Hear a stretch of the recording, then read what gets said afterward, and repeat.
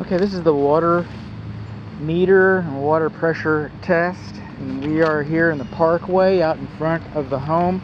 We've got an electronic water meter here, and what we've got going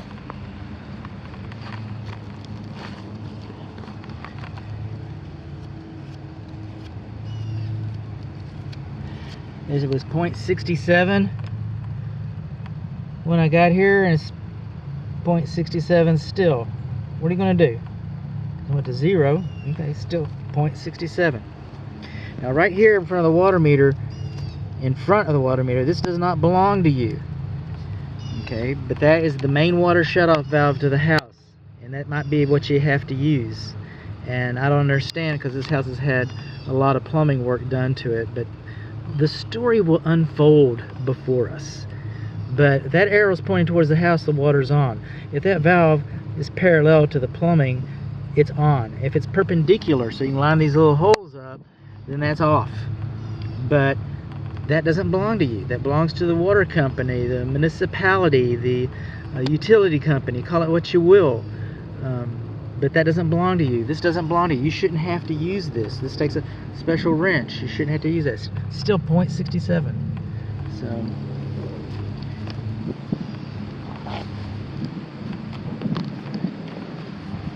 now, that's for future reference, the water valve.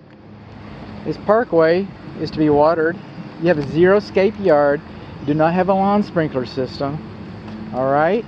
So we do not have a lawn sprinkler system, but we got flora and fauna and foliage and stuff, you know? So we've got that. But I can't find a water faucet in the front yard. Now over here, in this irrigation box, that's where I would expect to see possibly a front water faucet. But what I really expect to see inside of there, and I'm not seeing it, is a main water shutoff valve to the house. I can't find a main water shutoff valve to the house. That's why I said this is what's going to come into play. You may have to turn your water off out of the street instead of just simply turn it. If you have an emergency, you're going to be out in the street all in and over and stuff, digging in there and trying to. And I don't see a water faucet in the back, in the front house. By code, you should have a main water shutoff valve. You've got an irrigation box over there. By code, you should have a water faucet, a minimum of one exterior bib faucet on each side of the house. Now, it doesn't mean the left side or the right side or the front side or the back side, but on each side of the house, there should be.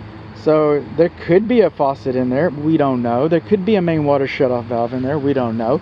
We do know that we can't find either one of those things, and they're not here and they're not present. That's what we know. And we work our way on around.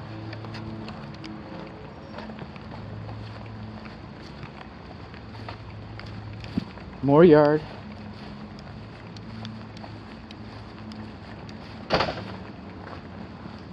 Just moving and grooving. And this is the back faucet. Look at that, just like a dog's hind leg. That should have been, at a minimum, that should have been supported and insulated to keep it from freezing. And then it also should have had a vacuum breaker. And now we're going to check the pressure. We don't want to see more than 80 psi. Our valve is leaking, and we got a gusher, and that's why the fence is all discolored. That's a good example. Remember this when we start talking about your planter boxes. And we're coming along here, we got about 50 psi.